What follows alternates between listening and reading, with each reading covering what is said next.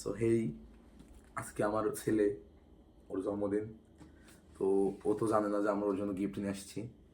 So এটা ওকে দিব, আর ওর আমার একান্ত বল এটাও দিব, আর দেখবো রিয়াকশনটা কেমন। সো আপনারা এটা দেখার জন্য শুধু আমাদের সঙ্গে থাকেন, দেখেন ও কীভাবে রিয়াকশন দেয়। তো চলেন আমার সামনে আগে। ভাই আপনি, আমরা যে ওর জন্য গিফট আনতেছি, ওকে দেখার পর অবাক হবে। অবাক তো হওয়া উচিত। ম্যাকবুক প্রো M5 একদম লেটেস্ট। তাহলে তো ও আসলে অনেক খুশি হবে। তা তো অবশ্যই। যদি খুশি প্যান্ট খুলে নাচা শুরু করে তাহলে কি হবে?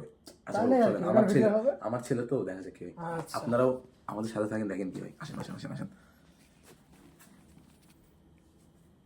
আর বলো না, আশা তোরা কই আসছিস? তোরে খুঁজি ও পাচ্ছি না। কথা বলতেছে, ও জানে না, ঠিক আছে। তোরে কাজ কাম কি হয়? আমার এই কি অবস্থা? 100 না, আমার একটা কথা বলে, এখন বাজে কয়টা? 12:48।